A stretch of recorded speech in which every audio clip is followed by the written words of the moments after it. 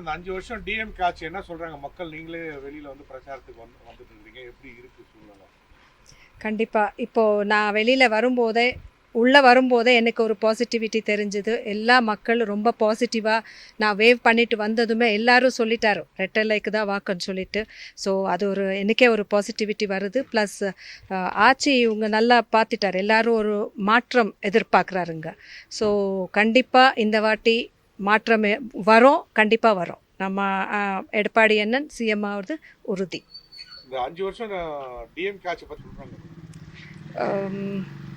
அவங்க சொன்ன அளவுக்கு அவங்க இது மேனிஃபெஸ்டோ சொல்கிற அளவுக்கு அவங்க நடந்துக்கல.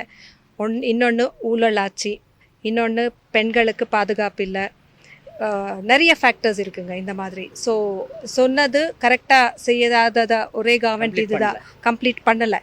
ஸோ இது ஒரு ரிமார்க்காகவே இருக்குது. இதெல்லாம் நம்மளுக்கு சாதகமாக இருக்குது. நாங்கள் கண்டிப்பாக பப்ளிக்காக இருப்போம். அவங்க நல் உதவிகள் எல்லாமே எல்லாருக்குமே ரீச் ஆகி எல்லாம் பண்ணுறதில்ல. ஏடிஎம்கே தான் நல்ல ஒரு ஆட்சின்னு சொல்லி பப்ளிக் உணர்ந்திருக்காருங்க மக்கள். ஃபஸ்ட்டு என்டிஏ சப்போர்ட்டில் நம்ம ஹொசூரை ஒரு தனி டிஸ்ட்ரிக்டாக பிரிக்கிறதுக்கு ஒரு திட்டம். அதே மாதிரி ஹொசூரை ஸ்மார்ட் சிட்டி ஆக்கணும்னு சொல்லி அதை என்டிஏ சப்போர்ட் இருந்ததுன்னா கண்டிப்பாக இது நாங்கள் இந்த ரெண்டுமே ஒரு மேஜர் இதாக வச்சுருக்கோம் குறிக்கோளாக.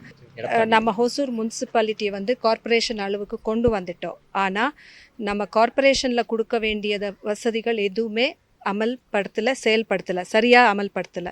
ஸோ இதெல்லாமே நாங்கள் கண்டிப்பாக இப்போ இந்த 5 இயர்ஸ் மேயர் என்ன பண்ணாருன்னு தெரியல. பட் இப்போது நாங்கள் கண்டிப்பாக இது ஒரு மாநகராட்சி தரத்துக்கு எல்லாமே இன்ஃப்ராஸ்ட்ரக்சர்ஸ்லேருந்து ட்ரைனேஜஸ், லைட்ஸ், வாட்டர் ஃபெசிலிட்டி எல்லாமே டெவலப் பண்ணி ஒரு நல்ல ஸ்மார்ட் சிட்டியாக கொண்டு வருவோன்றது. செய்திகளை உடனுக்குடன் தெரிந்து கொள்ள நமது அம்மா இணையதள தொலைக்காட்சியை சப்ஸ்கிரைப் செய்து அருகில் உள்ள பெல்